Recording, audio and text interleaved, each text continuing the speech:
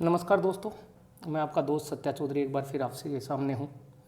और इस बार का वीडियो भी मेरे को अभी जो किसान आंदोलन चल रहा है उसी को लेके मेरा वीडियो है।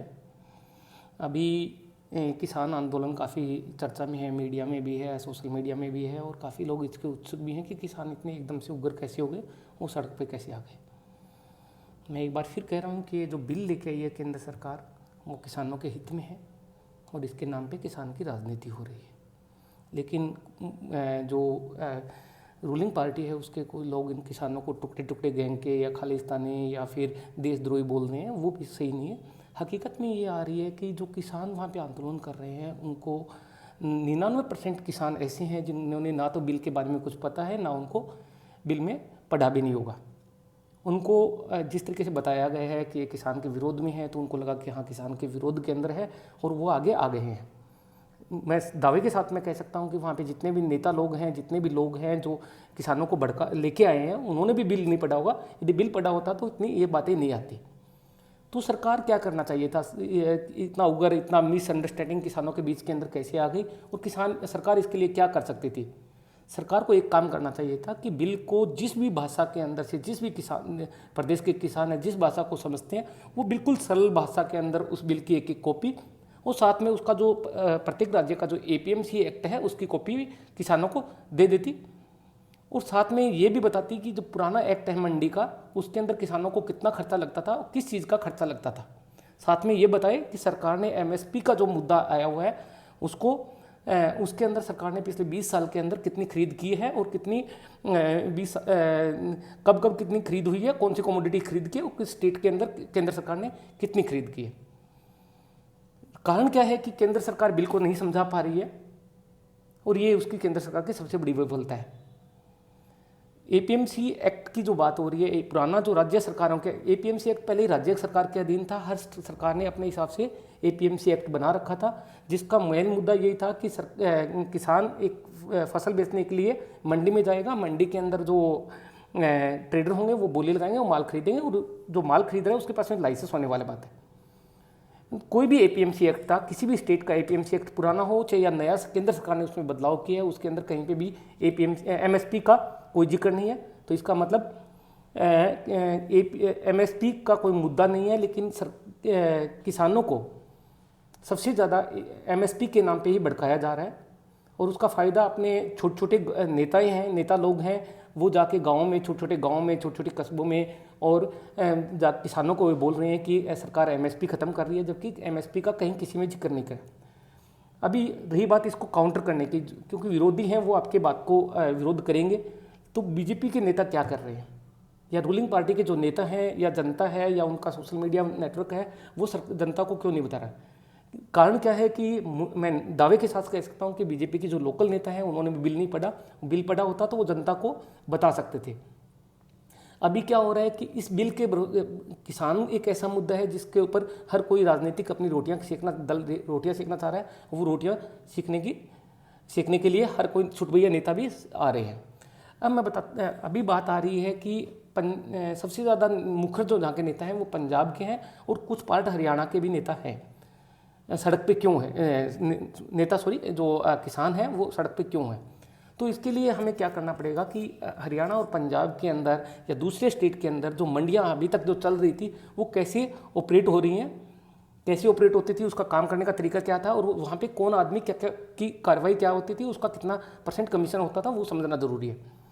बेसिकली कोई भी मंडी है, हरियाणा और पंजाब की मंडियों के अंदर 4 तरीके के लोग होते हैं। एक कच्ची आड़ वाला बंदा होता है, एक पक्के का जो ट्रेडर होता है, एक मंडी के जो समिति के अधिकारी होते हैं जो सरकार की तरफ अपॉइंटमेंट होते हैं, अधिकारी सचिव लेवल का अधिकारी होता है, मंडी सेक्रेटरी बोलते हैं उसको, वो होता है, और इसके अलावा कमीशन एजेंट होते हैं। ये 4 लोग मंडी के अंदर काम करते हैं। हाँ, लेबर भी है, वो अलग बात है, लेकिन जो ऑपरेट करने का काम करते हैं ये 4 लोग करते हैं। कच्ची आड़त वाले, पक्की आड़त के, मंडी समिति का सचिव और कमीशन एजेंट। अब कच्ची आड़त हरियाणा, पंजाब और राजस्थान के नॉर्थ राजस्थान को छोड़ के बाकी जगह कच्ची आड़त का सिस्टम नहीं है बाकी स्टेट के अंदर, तो वहाँ पे इस बिल को लेके ज़्यादा विरोध नहीं हो रहा है। लेकिन पंजाब और हरियाणा के अंदर कच्ची आड़त का काम ज़्यादा होता है। अब कच्ची आड़त वाले कौन लोग होते हैं? क्या मंडी के अंदर कोई भी कच्ची आड़त का बन सकता है? नहीं, कच्ची आड़तियों के भी लाइसेंस होते हैं, पक्की का जो काम करता है उसके भी लाइसेंस होते हैं, और जो कमीशन एजेंट के रूप में काम करते हैं उनके भी मंडी के लाइसेंस होते हैं और मंडी समिति ये लाइसेंस जारी कर रही है। अब पंजाब, हरियाणा और राजस्थान के अंदर, नॉर्थ राजस्थान के अंदर क्या हो रहा है, कच्ची आड़त के लाइसेंस काफ़ी साल से बंद पड़े हैं, कच्ची आड़त के नए लाइसेंस नहीं बन पा रहे हैं। तो वही आड़तीये जो कच्ची आड़त का काम कर रहे हैं वही लगातार वो काम करते आ रहे हैं। और वो क्या, बाकी जगह पक्की आड़त के लाइसेंस तो बन जाते हैं, लेकिन उसकी एक लाइसेंस की फ़ीस भी है और हर बार हर स्टेट का एक अलग प्रोसीजर है कि पक्की आड़त का लाइसेंस लेने के लिए, मंडी का लाइसेंस लेने के लिए, ट्रेडिंग का लाइसेंस लेने के लिए एक अलग प्रोसीजर है और अलग अलग फीस है। हर स्टेट का अपना कानून है और उस कानून के अंदर भी हर स्टेट के अंदर जो मंडियाँ हैं वो अपने तरीके से ऑपरेट कर रही हैं। अभी क्या होता है कि कच्ची आड़त का मतलब क्या होता है कि कच्ची आड़त वाले का काम क्या होता है, कच्ची आड़त वाले का काम होता है कि मंडी के अंदर जो किसान अपनी फसल लेके आएगा वो कच्ची आड़त वाले की दुकान की जो पेड़ा होता है उसके ऊपर वहाँ पे डेयरी करेगा, पक्के वाले वहाँ पे खरीदेगा, वो कच्ची आड़त वाला उनकी बोली कराएगा और उसके बाद में वो जो जिसने को माल खरीदना है वो माल खरीद लेगा। इसके बदले में कच्ची आड़त का जो काम करता है उसको 2 से 3% कच्ची आड़त मिलती है। ये आड़त सरकार की यदि खरीद भी होती है तो भी उसके अंदर, सरकारी खरीद के अंदर भी सरकार इनको कच्ची आड़त वालों को आड़त देती है। इसके अलावा क्या होता है, कच्ची आड़त के लोग जो हैं वो 2 से 3% ये मंडी में लेते हैं। इसके अलावा वो क्या करते हैं, वो एज ए बैंकर काम करते हैं, एज ए कच्ची आड़त वाले किसान के लिए। मान लीजिए पंजाब और हरियाणा के अंदर किसी किसान को ऑफ सीजन के अंदर जब फसल नहीं आने वाली हो या उस टाइम यदि किसी भी चीज़ की ज़रूरत होती है तो वो क्या करते हैं कि वो किसान को पैसा देते हैं और उसके बदले में 1.5 से 2% 2 रुपये सैकड़े का ब्याज भी लेते हैं। या 1.5 से 2 रुपये सैकड़े के ब्याज का मतलब ये हो गया कि वो 18 से लेकर 24% तक का ब्याज वो किसान से लेते हैं जो जितना पैसा दिया है। तो इसका मतलब ये जो कच्ची आड़त वालों के पास में किसान का जो 18 से 24% तो ब्याज के रूप में पैसा आएगा, 2 से 3% कच्ची आड़त का पैसा मिलता है। और इसके बाद में लेकिन इसके कच्ची आड़त के साथ में एक फैक्ट और जुड़ा होता है कि ये किसान को नगद में बहुत कम पैसा देते हैं। जैसे किसान उनके पास में गया, उसको जिस चीज़ की ज़रूरत होती है, मान लीजिए किसान को खाद की बीज के लिए पैसे की ज़रूरत है तो वो एक पर्ची बना के किसान को दे देगा कि आप इस दुकान पे जाइए और ये आप वहाँ से खाद बीज जो भी आपको लेना है वो ले लीजिए। जैसे तेल चाहिए तो वो किसी पेट्रोल पंप वाले की पर्ची बना के दे देगा, या फिर कपड़ा चाहिए तो वो कपड़े वाले की पर्ची बना के दे देगा कि आप वहाँ से जाइए। या कोई इलेक्ट्रॉनिक्स का सामान है आजकल तो वो भी चल रहा है, तो वो उसकी पर्ची बना के दे देगा कि आप वहाँ पे जाके ये सामान ले लीजिए। और उसका वो जितने का सामान लिया उसका ब्याज वो लेना स्टार्ट कर देता है।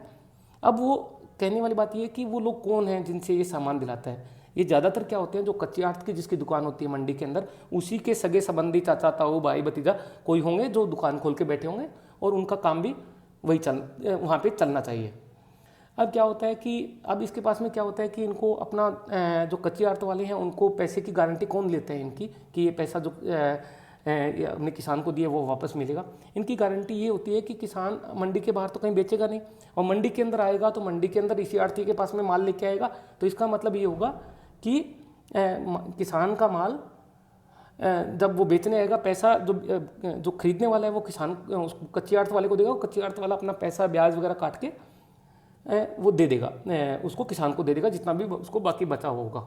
तो इसका मतलब उसका व्यापारी जो कच्ची आड़त वाला बैठा है उसका पैसा डूबने का कोई 1% भी चांस नहीं है, हालांकि उसको ब्याज भी मिल रहा है। अब आते हैं पक्की आड़त वाले। पक्की आड़त वाले क्या है कि वो पक्की आड़त वाले होते हैं ट्रेडर एक किस्म से, जिनको पक्की का काम करने वाले बोलते हैं। वो ट्रेडर होते हैं जो किसान का माल खरीद के किसी जिसको ज़रूरत है असल में, जो खरीदने वाला उसको बेचते हैं, या फिर कुछ जैसे पैसा उनको लगता है कि नहीं थोड़े दिन बाद में इसका मार्केट प्राइस बढ़ जाएगा, अभी 4,000 रुपये का मान लीजिए चने का भाव 5,000 रुपये चल रहा है, उनको लगता है कि 2 महीने बाद में 5,500 रुपये हो जाएगा, तो वो खुद का भी स्टोरेज कर लेते हैं, वो किसी वेयर हाउस के अंदर स्टोर कर लेते हैं, उनकी जगह पर स्टोर कर लेते हैं और उसको बाद में जो उसको रियल में ज़रूरत होती है उसको बेच देते हैं। मतलब अभी तक क्या हुआ, मंडी के अंदर 2 लोग आए, कच्ची आड़त वाले, पक्की आड़त वाले।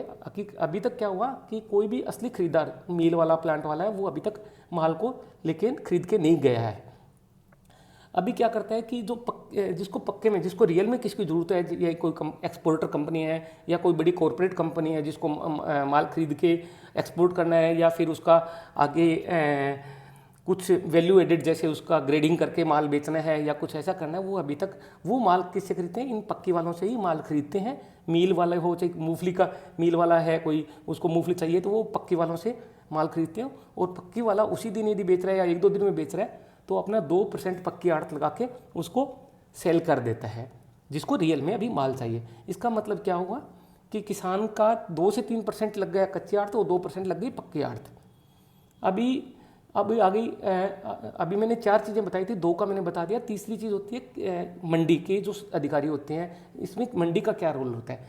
मंडी का क्या रहता है कि मंडी के अंदर जो इस पूरी ट्रांजैक्शन को मॉनिटर करती है और पूरा देखती भी है कि हाँ सही तरीके से ट्रांजैक्शन हो रहा है। इसकी वो सरकारी अधिकारी होते हैं। इसकी वजह में सरकार क्या करती है, 2 से 4% तक मंडी टैक्स भी लेती है।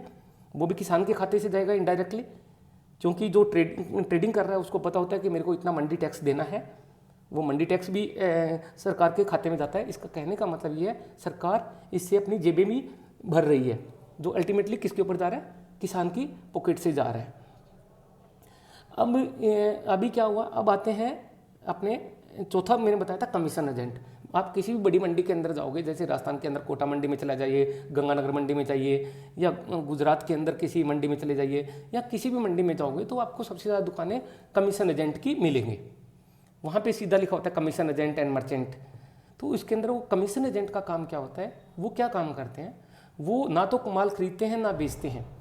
वो क्या करते हैं, जो पक्की वाले ने जिसने माल खरीदा है किसान से, उसका माल जो असली में खरीदार है, कोई प्लांट वाला है, उसको वो बिकवाने में हेल्प करते हैं। उसके सौदा को, ट्रेड को एग्जीक्यूट करवाते हैं। उसके बदले में वो क्या करते हैं, 0.5% से लेके 1% तक का वो उनसे अपना कमीशन लेते हैं, जिसको आड़त बोलते हैं या दलाली बोलते हैं, वो डालते हैं। अभी सरकार ने क्या किया, अभी तक इसका मतलब ये हुआ कि कच्ची जो असल में खरीदार था उसके बीच के अंदर और जो किसान ने माल बेचा उसके बीच के अंदर 5-6 जने आ गए और उसमें 10% तक का खर्चा लग गया। अभी सरकार ने क्या किया, सरकार ने ये कर दिया कि जो असल में जिसको खरीदार है माल खरीदना है वो सीधा उससे माल खरीद सकता है, असल में जो बेचने वाला है उससे माल खरीद सकता है। और इसके लिए ना तो किसी तरीके के मंडी लाइसेंस की जरूरत होगी, ना कोई उसको कोई टैक्स देना पड़ेगा, मंडी टैक्स देना नहीं पड़ेगा, क्योंकि वो माल जो सौदा हुआ है मंडी से बाहर हुआ है। अभी आ रहे हैं कि कुछ बहुत से लोग मेरे से क्वेश्चन पूछ रहे थे कि बाहर यदि किसी ने सौदा कर लिया और उसने पेमेंट नहीं दिया तो उसकी क्या गारंटी होगी। उसका ये है कि सरकार ने जो कानून बनाया है उसके अंदर साफ लिखा हुआ है, एक परफॉर्मा यूनिफाइड परफॉर्मा दिया हुआ है कि जो क्रेता है, खरीदार है, वो किसान को एक पर्ची बना के देगा, उसमें अंदर सब कुछ लिखा होगा और उसके अंदर ये भी लिखा होगा कि वो 3 दिन के अंदर पेमेंट करेगा। उसके अंदर एज पर किसान जो सरकार का रूल है उसमें अधिकतम 3 दिन लगेंगे किसान को पेमेंट करने में। हाँ, चाहे तो किसान यदि चाहे तो वो सेम डे की पेमेंट की मांग कर सकता है, यदि वो उसको चाहिए तो हाथों हाथ उसको पेमेंट करनी पड़ेगी। फिर भी उनके बीच के अंदर यदि कोई डिस्प्यूट होता है एक बार बेचने के बाद में, तो किसान क्या कर सकता है, एक साधारण पर्ची के ऊपर लिख के फैक्स से, मेल से एसडीएम को अपनी एप्लीकेशन लगा सकता है अपनी पर्ची के साथ में कि साहब मैंने इस आदमी को, ये उसका पैन नंबर है, ये उसका एड्रेस है, ये कमोडिटी बेची थी लेकिन अभी तक मेरे को पेमेंट नहीं दिया है। तो एसडीएम यदि उसको देखता है कि हाँ सच में इसको पेमेंट नहीं दिया गया, उसको दोनों उस पार्टी को बुलाएगा, जिसने बेचा है उसने बुलाएगा और उसको पूछेगा कि आपने पेमेंट किया कि नहीं किया। यदि उसने पेमेंट किया तो उसको प्रूफ देना पड़ेगा कि हाँ मैंने किसान को पेमेंट कर दिया है। यदि ऐसा लगता है कि उसका प्रूफ नहीं दे पाता है कि किसान को सच में पेमेंट नहीं किया, तो फिर वो किसान उसके ऊपर उसके पास में उसके पास एसडीएम उसके ऊपर जो खरीदार है उसके ऊपर पेनल्टी लगाएगा, जो 5 लाख रुपए से 10 लाख रुपए तक की पेनल्टी हो सकती है, और किसान को अपना पैसा दिलाएगा। और वहाँ पे भी यदि दोनों में से कोई वहाँ पे भी यदि किसान को लगता है एसडीएम के फैसले के ऊपर भी वो सहमत नहीं है, तो वो अधिकारियों ऊपर कलेक्टर के पास में या फिर कोर्ट के अंदर भी जा सकता है। ऐसा कोई भी बिल नहीं है कि इसके अंदर वो किसान वहाँ नहीं जा सकता हो। तो अभी इतना बवाल किस लिए हो रहा है, सिंपल सी बातें हैं कि सरकार ने क्या किया है, एक अल्टरनेट दे दिया है कि किसान चाहे तो अपने पास में भी माल बेच सकता है। अभी बार बार तो बहुत से लोग कह रहे हैं कि मंडियाँ खत्म हो जाएगी, मंडियाँ नहीं रहेंगी, कम्पिटिटिव एग्जाम, तो भाई उसके लिए अभी क्या है, एपीएमसी एक्ट है वो राज्य सरकारों के पास में है, तो क्या राज्य सरकारें किसानों के लिए इतनी हितैषी बनने की बात कर रही हैं, तो वो क्या मंडी टैक्स खत्म नहीं कर सकती? राज्य सरकारों को क्यों चाहिए कि किसान के ऊपर टैक्स लगा के, किसान की फसल तो टैक्स फ्री होनी चाहिए ना, उसकी फसल के ऊपर टैक्स लगा के वो मंडियाँ क्यों चला रही है? टैक्स फ्री कर दो। और मंडी के अंदर कोई भी खरीद हो रही है उसको सरकार मॉनिटर करे, कोई भी आए मंडी के अंदर, ये नहीं है कि सिर्फ मंडी के अंदर जो लाइसेंस है वही बोली लगाए, मंडी में कोई भी आए वो बोली लगाए, माल खरीदे, पेमेंट करे और जाए। सरकार ऐसा कर सकती है ना, राज्य सरकारों को किसने रोका है? उल्टा राजस्थान की सरकार ने तो क्या कर दिया कि अभी मंडी के बाहर जहाँ पे भी कोई ट्रेडिंग होगी वहाँ पे भी मंडी के कानून लागू होंगे। इसका मतलब भाई किसान कहीं पे भी, राजस्थान का किसान कहीं पे भी माल बेच रहा है, उसको उसके ऊपर मंडी टैक्स की लाइबिलिटीज खरीदार की है। खरीदार को मंडी टैक्स देना पड़ेगा, बाकी खर्चे भी देने पड़ेंगे। किसान को क्या फ़ायदा होगा? रोड पे तो उन सरकारों के खिलाफ होना चाहिए, राज्य सरकारों के खिलाफ आइए होना चाहिए था किसानों को कि भैया तुम लोग हमारे से टैक्स क्यों ले रहे हो? एक गरीब किसान के फसल के ऊपर क्यों टैक्स ले रहे हो आप? इतना आना चाहिए ना। मंडियाँ खोलो सभी के लिए यार। मंडी के अंदर सिर्फ लाइसेंस वालों के लिए मंडियाँ क्यों खोल रही है? कोई भी खरीदार है, चाहे कोई भी खरीदार है, वो मंडी में जाए, अपनी जो भी मंडी के अंदर सामान आया उसकी बोली लगाए।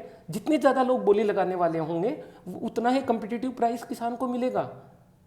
लेकिन राज्य सरकारी टैक्स तो खत्म नहीं कर नहीं रही है अपनी मंडियों का। हाँ, 2 सरकारों ने अच्छा कदम उठा लिया। एक तो एमपी की जो सरकार है उसने मंडी टैक्स लगभग 0.5% कर दिया, जो 3% तक था उसको 0.5% कर दिया। यूपी की सरकार सबसे पहले इस को नोटिफिकेशन को जारी किया था, उसने भी मंडी टैक्स 0.5 कर दिया। तो वहाँ के किसानों को कोई प्रॉब्लम नहीं है। वहाँ के किसान डायरेक्टली भी बेच रहे हैं, मंडी में बेच रहे हैं, क्योंकि मंडी में कुछ खर्चे लगने नहीं है किसान के। वहाँ पे कच्ची आड़त का कोई सिस्टम है नहीं, कच्ची आड़त का सिस्टम नहीं है, मंडी टैक्स का कोई सिस्टम नहीं है, तो किसान मंडी में लेके आ रहे हैं ना। तो डर किसका भाई? मंडियाँ कैसे खत्म हो जाएगी? और दूसरी कोई भी व्यवस्था इतनी जल्दी नहीं बदलती।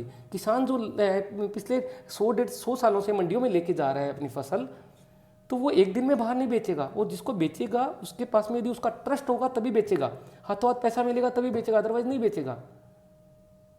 तो अभी तक सबसे ज़्यादा किसान, पंजाब के किसान जो लोग सड़क पे हैं, तो उनको ये डर हो रखा है कि हमें यदि कच्ची आड़त वाला खत्म हो गया तो हमें पैसा कौन देगा। कच्ची आड़त वालों को डर हो गया कि भैया हमारा तो पूरी इकोनॉमी इसके ऊपर चल रही थी, हमारे मतलब पिछले 50 साल से हम यही काम कर रहे थे, किसानों से ब्याज पे पैसे दे रहे थे, वो ब्याज भी ले रहे थे, आड़त भी ले रहे थे, और मेरे 10 बंदों के बिजनेस भी चल रहे थे। तो वो सड़क पे हैं। लेकिन इसको ना तो बीजेपी सरकार काउंटर कर पा रही है, ना बीजेपी के नेता काउंटर कर पा रहे हैं, ना जनता को ये बातें बताई जा रही हैं कि सिर्फ ये एक एमएसपी का हुआ हो गया, मंडियाँ बंद करने का हुआ हो गया। और मैंने देखा है, बहुत पढ़े लिखे इंसान है मेरे से बात करते हैं कि सरकार ने एमएसपी ख़त्म कर दी, सरकार ने ये ख़त्म कर दिया, मंडियाँ ख़त्म कर दी। भाई कुछ भी नहीं कर रही है सरकार ऐसा। एमएसपी एक अलग सिस्टम है, एमएसपी का सिस्टम अलग चल रहा है। सरकार ने सिर्फ इतना किया है कि किसान को मंडी से बाहर भी यदि डायरेक्ट खरीदार यदि खरीदता है तो वो उसको बेच सकता है। यदि वो किसान को अच्छा लगेगा तो वो उसको देगा, अदरवाइज तो नहीं देगा। फिर इतना हुआ क्यों? लेकिन मिसकम्युनिकेशन है। आज के ज़माने में इतना सब कुछ होने के बावजूद भी यदि मिसकम्युनिकेशन चल रहा है तो गलती सरकार की भी है।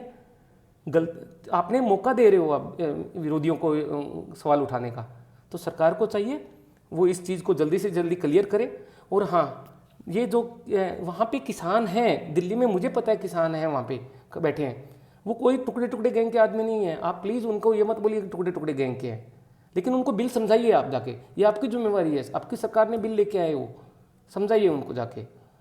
धन्यवाद। अभी भी आपको यदि इसके बारे में, इस चीज़ के अंदर जो मैंने बताया है उसके बारे में आपको कुछ ज़्यादा है तो आप मेरे ट्विटर अकाउंट्स सत्या गोदारा के ऊपर आप पर्सन भेज सकते हो, और यहाँ पे भी नीचे पर्सन भेज सकते हो। मैं सभी का जवाब देने की कोशिश करूँगा। धन्यवाद।